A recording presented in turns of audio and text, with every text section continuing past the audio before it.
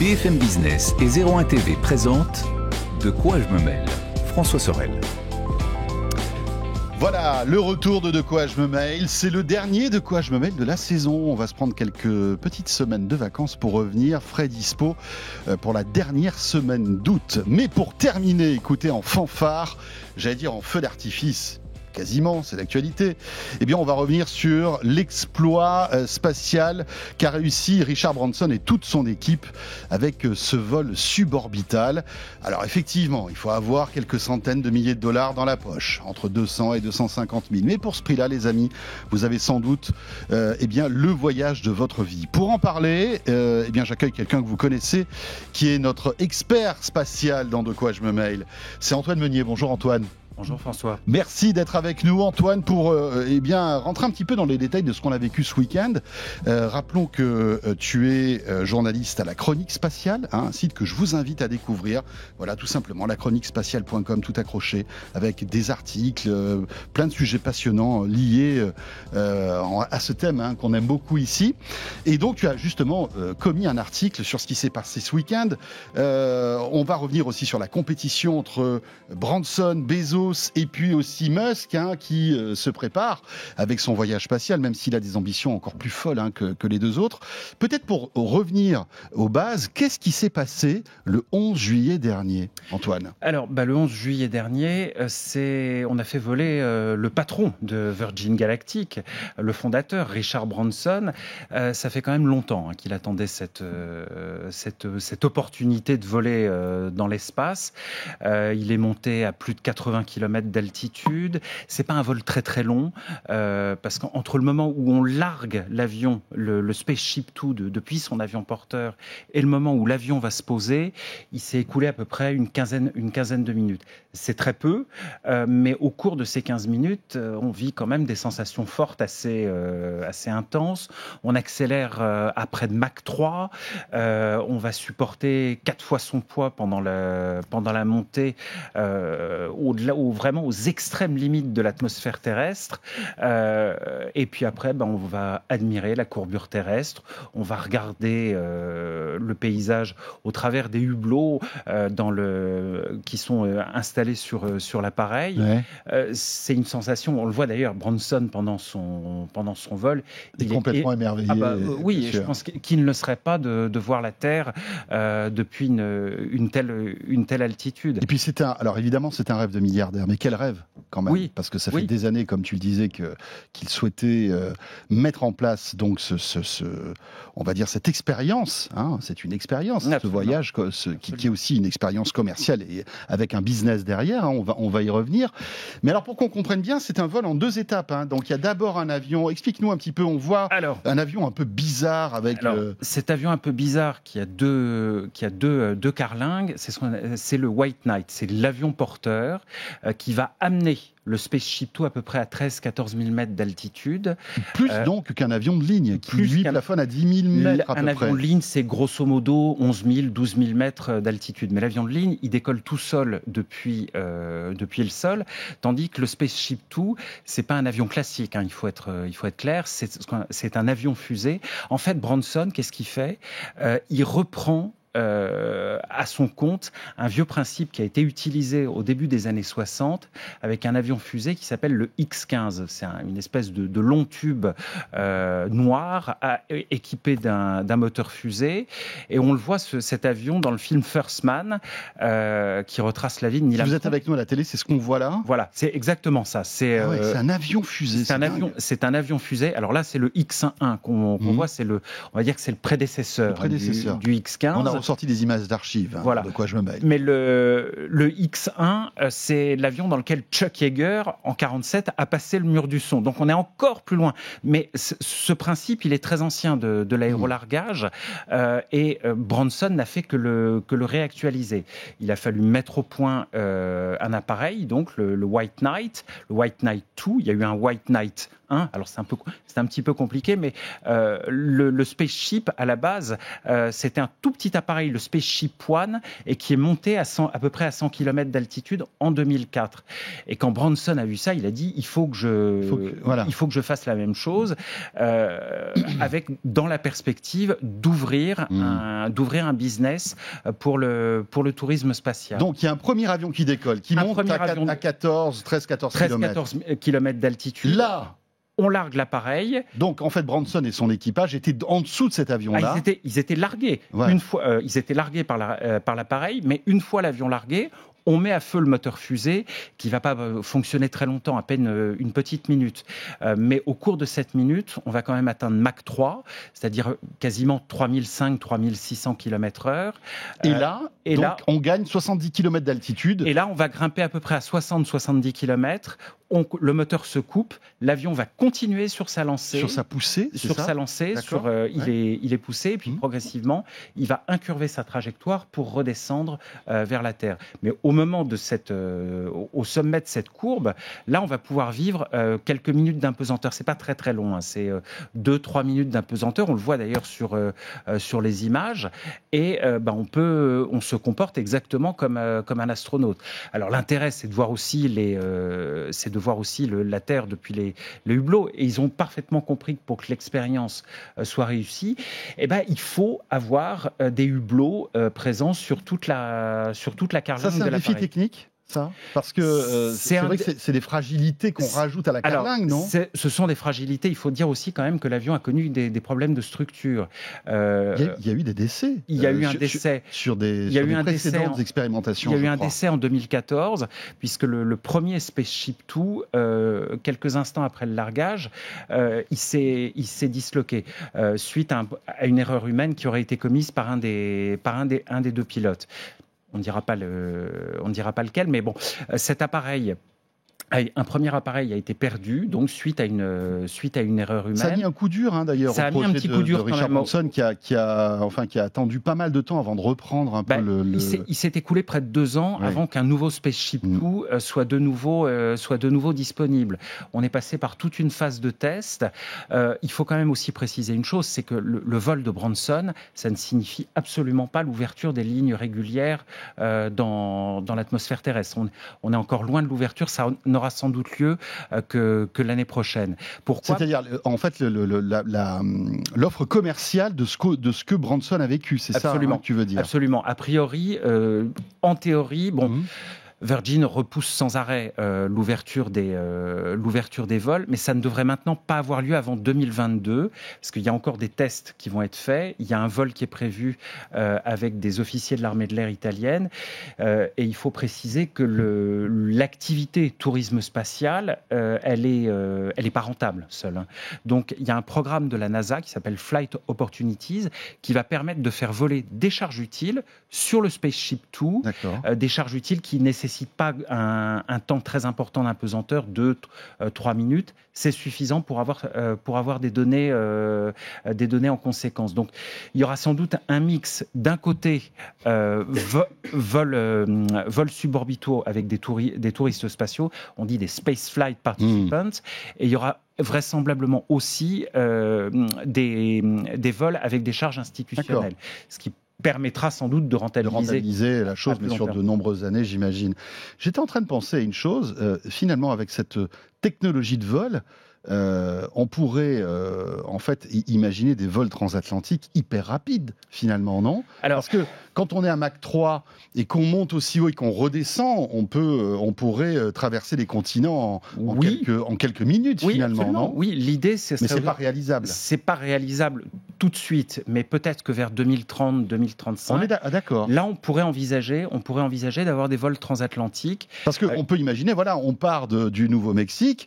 C'est le but. On monte à 60-70 km d'altitude, on est à Mach 3 et on redescend sur Paris ou sur l'Europe en quelques instants. Finalement. Ça permettrait effectivement de faire un vol, on va dire Paris-New York en quelques heures au lieu de 8 heures, peut-être en 2 heures au lieu. Je schématise volontairement. Je pense que ça serait même moins que 2 heures parce qu'aujourd'hui, à l'époque, le Concorde c'était 3 heures. C'était 3h30 même, 3h30 de mémoire. On pourrait envisager de faire ce type de vol, mais je ne pense pas que ce soit ce soit pour tout de suite. Mais c'est aussi l'idée. Branson a quand même une vision non, mais c'est une vision à long terme d'avoir un moyen de transport qui permette de révolutionner le transport aérien. Alors, est-ce qu'on y parviendra ? Là, pour l'instant, je ne sais pas. Mais l'idée, c'est vraiment de tendre vers ça, parce qu'il y aura un Spaceship 3 et on évoquerait même un Spaceship 4, mais ça, c'est pas pour tout de suite. D'accord. Et puis rappelons que Branson, alors je sais plus si la compagnie aérienne Virgin Atlantic lui appartient toujours, mais il avait cette compagnie aérienne Virgin. Hein, oui, bien sûr. Oui, absolument. Qui a des vols transatlantiques. Traditionnels, on va dire. Oui. Ça, c'est Branson. OK, bravo, il a coché toutes les cases. Enfin, il a coché à moitié une case quand même, parce que on voit que le projet de Jeff Bezos est peut-être un tout petit peu plus ambitieux, Antoine, parce qu'il monte un tout petit peu plus haut, visiblement. Et d'ailleurs, ça a été un peu la polémique de ces derniers jours. Effectivement. En fait, il y a deux définitions pour parler de la frontière entre l'aérien et le terrestre. La définition américaine, ça va être 80 km. La définition, selon la norme de la Fédération aéronautique internationale, c'est de fixer à 100 km la frontière entre l'aérien et l'espace. C'est ce qu'on appelle la ligne de Kármán. Alors, pourquoi 100 km ? Parce qu'on estime qu'au-delà de 100 km, il y a les molécules d'air dans l'atmosphère n'offrent plus une résistance aérodynamique suffisante. Donc, partant de là, on considère qu'au-delà de 100 km, on est passé dans le domaine spatial. D'accord. Donc là, Branson, on était à quoi, 80 ? On était à 84-85 km à peu près. Mais on peut considérer malgré tout qu'il est allé dans l'espace. Mais Bezos va aller un tout petit peu plus haut avec son projet New Origin. Alors, Bezos va aller beaucoup plus haut, enfin un petit peu plus haut, 100-105 km d'altitude, avec une fusée et une capsule. L'ensemble s'appelle New Shepard. On voit Jeff Bezos actuellement. New Shepard, en fait, ça reprend un principe qui a été utilisé dans le cadre du programme Mercury au tout début des années 60. On voit d'ailleurs à présent les images du vol d'Alan Shepard. Si vous êtes avec nous en vidéo, hein, là, l'audio, bon, c'est imaginer. Voilà. Alors, imaginez des fusées. Voilà, imaginons une fusée, au sommet une petite capsule qui est vraiment minuscule. Le pilote se glisse dedans avec difficulté et on est monté pareil à 170-180 km d'altitude pour un vol de 15 minutes. La fusée est un petit peu plus puissante, mais pas assez pour envoyer le vaisseau en orbite. Donc aujourd'hui, ce que fait Bezos, il reprend le même principe que Mercury. Son vol doit avoir lieu le 20 juillet. Donc là, c'est une fusée ? C'est une fusée. D'accord, donc on n'est plus sur le concept de ces deux avions. Non, on est vraiment sur un vaisseau qui est lancé par une fusée, qui possède un système de secours en cas de problème. Alors c'est quoi le système de secours ? En fait, c'est que la fusée, la capsule va être éjectée s'il y a un problème sur le lanceur. Voilà. D'accord, donc admettons qu'il y ait une explosion, etc. Il y a des systèmes informatiques qui vont détecter... Mettons que ça se passe en vol. Si effectivement il y a un système informatique qui va détecter un problème, et là, paf ! Et là, la capsule va être éjectée. Le système a été testé et il fonctionne parfaitement. Par contre, le vol avec Bezos, ça va être le premier avec des passagers à bord. Il y a même une ancienne inspectrice du NTSB, c'est l'équivalent du BEA, qui va voler à bord de cette capsule. Mais qui est plus toute jeune, on va dire en plus. Elle a quand même 82 ans, mais c'est extraordinaire de se dire qu'elle va pouvoir voler. Et puis quel coût marketing aussi pour C'est un coût marketing très important. Et il faut rappeler que Wally Funk, c'est son nom, faisait partie d'un programme qu'on appelle Mercury 13. En gros, c'était au début des années 60. On a recruté un groupe de femmes pilotes qui ont subi exactement les mêmes tests que les astronautes du programme. Donc elle est prête, en fait. Oui. Même si elle a... Sinon, je pense pas que Bezos l'aurait. Mais cela dit, on n'est pas obligé d'avoir des entraînements aussi durs que les spationautes, puisque à terme, tout le monde pourra, enfin tout le monde. Alors, je veux dire, à partir du moment où on a une santé correcte, on pourra faire ce type de voyage. Alors, tout le monde ne peut quand même pas supporter une accélération de 4G. C'est beaucoup, 4G, 4 fois son poids, on sent passer. Moi, à titre personnel, j'ai fait un vol parabolique il y a un petit peu moins de 2 ans maintenant. En montée, l'avion était à peu près à 2G, c'est-à-dire 2 fois son poids. C'est parfaitement supportable, mais quand même, on le sent passer. On m'avait même demandé de passer un électroencéphalogramme pour voir si j'étais parfaitement, mon cœur allait très bien. Heureusement, mon cœur va très bien. Électrocardiogramme. Électrocardiogramme, oui, pardon, électrocardiogramme. Donc, il y aura quand même aussi une préparation pour chez Branson, comme chez Bezos, je crois, il y a une préparation d'1 semaine qui permet de se préparer, voir si tout va bien, de s'acclimater quand même au vol. Il ne s'agit pas de subir l'entraînement de Thomas Pesquet, ça n'aurait pas de sens, mais il s'agit quand même de vérifier que vous pouvez monter dans un dispositif qui va monter très haut. Donc, Bezos, une fusée qui décolle. Une fusée qui décolle, qui redescend sous parachute. La capsule va ensuite redescendre sous parachute. À 100 km d'altitude, il y a quoi ? Il y a le largage de la... C'est à peu près à 70-80 km d'altitude. La capsule qu'on voit si vous êtes avec moi en vidéo. Elle va continuer sur sa lancée, exactement comme SpaceShip Two. Elle va continuer sur sa lancée. On va suivre une courbe qui va nous permettre de profiter d'un temps d'apesanteur de 3-4 minutes maximum. C'est vraiment le maximum. On a des hublots très grands. Plus grands que sur le SpaceShip. Oui. Alors ils sont présentés comme étant les plus grands et ça permet aussi de voir la Terre à une altitude très, très importante. Mais ce qui est intéressant... Et comment il redescend ce truc-là ? Sous parachute. Donc, sous parachute, ils vont s'ouvrir à peu près à 15 000 mètres. Donc, en fait, la capsule redescend. La capsule redescend, exactement comme une capsule spatiale. Et à 15 000 mètres, à peu près. Donc, en fait, il y a une chute libre, en quelque sorte. Il y a une chute libre, mais à un moment donné, les parachutes vont s'ouvrir pour freiner le vaisseau et se poser en douceur dans le désert. On redescend exactement comme un vaisseau Soyouz ou alors comme le vaisseau Apollo des années 70. Et là, si Sauf que le vaisseau Apollo, c'était en mer. Et si les parachutes ne s'ouvrent pas, là, c'est embêtant, non ? Ça peut être embêtant. Mais j'imagine qu'il y a des redondances. Il y a des redondances. Le vaisseau a quand même été testé 15 fois déjà, sans personne à bord. Sans échec. Mais à chaque fois, s'il y avait eu des passagers, on les aurait récupérés. Il n'y a eu aucun échec avec la capsule. Le 20 juillet, si tout va bien, au moment où on enregistre cette émission, donc ce lancement n'a pas eu lieu de Jeff Bezos. Non.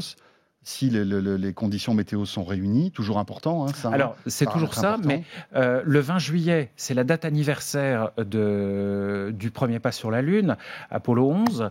Mais si Bezos devait repousser de 24 heures le vol, il est malgré tout gagnant du point de vue marketing. Pourquoi ? Parce que le 21 juillet 61, c'est l'anniversaire du 2e vol suborbital américain. On se raccroche un peu au calendrier. Mercury 4.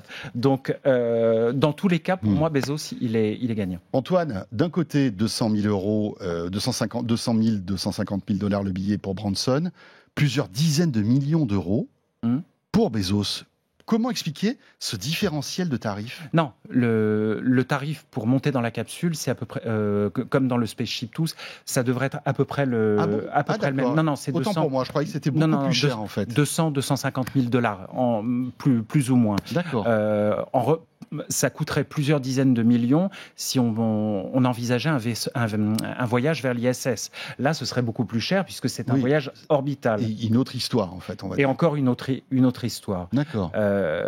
Mais c'est une aventure dans laquelle ni Branson ni Bezos n'est engagé. Eux, c'est vraiment, ils sont présents l'un et l'autre sur le segment des vols suborbitaux. Est-ce que ça, c'est la première étape vers une autre dimension, on va dire, vers d'autres rêves de ces gens-là? Est-ce que, tout comme Elon Musk qui va aller sur Mars, Bezos ou Branson ont d'autres volontés, d'autres rêves d'aller par exemple sur la Lune ou Jeff Bezos, lui, était engagé dans la compétition NASA pour livrer le futur alunisseur du programme Artemis, c'est-à-dire le programme de retour vers la Lune. Ça, c'est un premier point. Mais moi, ce que je retiens, c'est que c'est pas uniquement un caprice de milliardaire, quelque part. Il est quand même extrêmement intéressant de voir qu'il y a des gens, des des milliardaires qui peuvent se le permettre, des privés, des privés qui sont prêts à dépenser des sommes astronomiques pour ouvrir un nouveau pan de l'astronautique. Et ça, c'est plutôt encourageant. Moi, j'aimerais bien voir une initiative du même genre en Europe, par exemple. En Europe, ça c'est clair. C'est vrai qu'on parle beaucoup de souveraineté dans tous les domaines. Par exemple, oui. Là, on voit qu'on est complètement largué aussi sur ce sujet. On a un risque d'être marginalisé d'ici 10 ans. Alors qu'on a un vrai savoir-faire dans l'aérospatial. Alors qu'on a un savoir-faire, qu'on a avec Ariane Espace, etc. Voilà. Enfin bref, voilà. Et peut-être que ça va nous donner une espèce d'électrochoc. Ça peut être un coup d'accélérateur, oui. Antoine, on n'a pas parlé d'Elon Musk, qui aussi, lui, a des ambitions très fortes dans le monde de l'espace. Est-ce qu'il a son projet aussi, tout comme Bezos et Branson ? Alors lui, son vaisseau à lui, c'est le Crew Dragon, mais c'est un vaisseau qui lui fait la jonction entre la Terre et l'ISS, donc un vaisseau orbital. Quelque part, c'est un petit peu l'arbitre de tout ça. D'ailleurs, il a apporté son soutien à Branson il y a pas très longtemps. Je crois même qu'il a pris un billet pour voler à bord de Spaceship Two. Lui, il est vraiment donc sur le segment des vols orbitaux. Donc là, plus haut encore. Plus haut, l'ISS. Mais est-ce qu'il y a, on va dire, une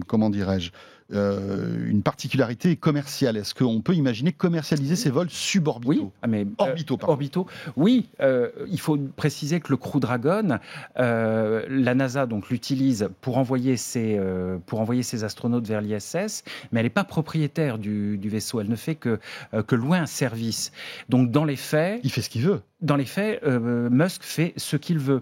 Et d'ailleurs, il y a des vols orbitaux qui vont être commercialisés. Il y en a un premier qui sera commercialisé à la rentrée. C'est le vol Inspiration 4 avec le milliardaire américain Jared Isaacman. Ça sera un vol assez court, 3 jours, qui ne se connectera pas à l'ISS, mais qui permettra à 4 personnes qui ne sont pas des astronautes de métier de faire un vol en orbite autour de la Terre.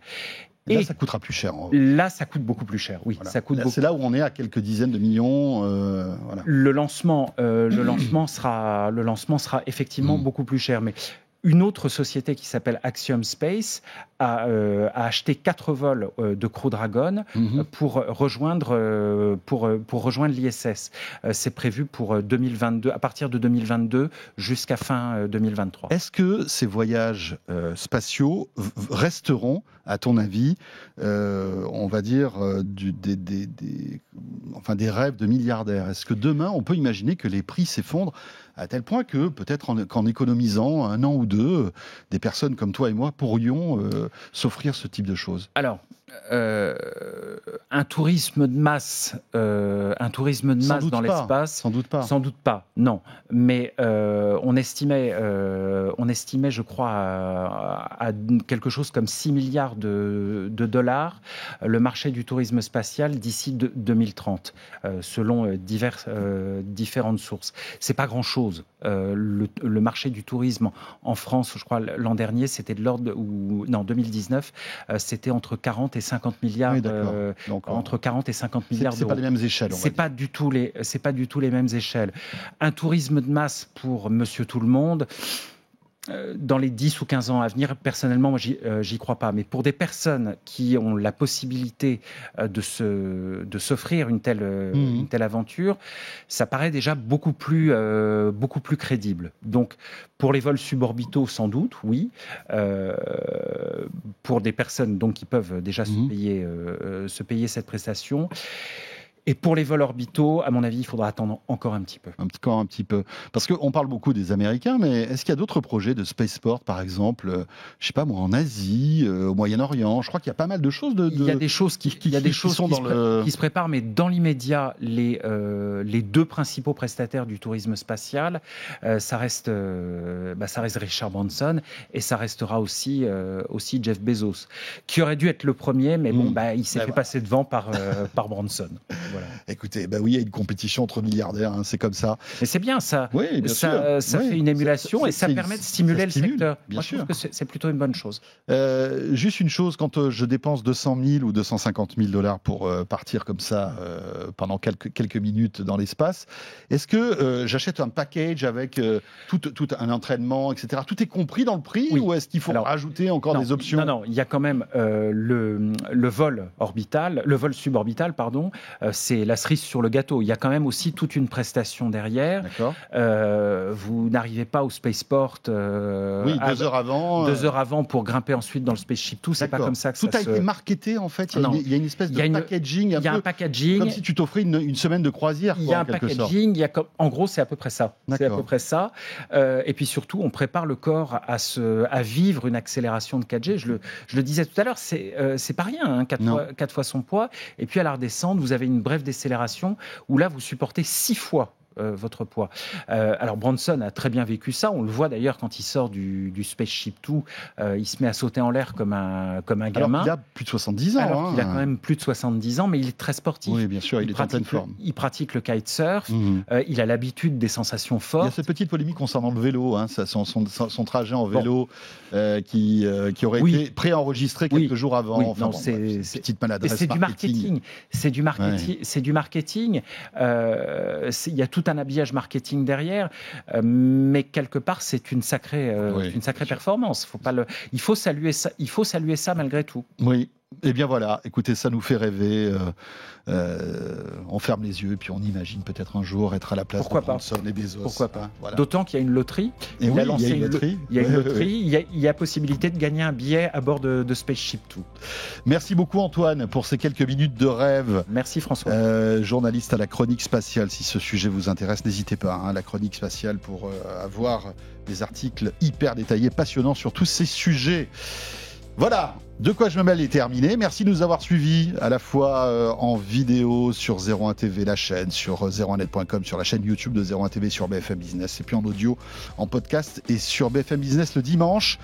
On s'arrête quelques semaines, on revient, ça sera pour le dernier week-end d'août. D'ici là, bien sûr, le plus important, eh bien, profitez de vos vacances. Voilà, un bel été à vous tous et à très vite. De quoi je me mêle sur BFM Business et 01 TV.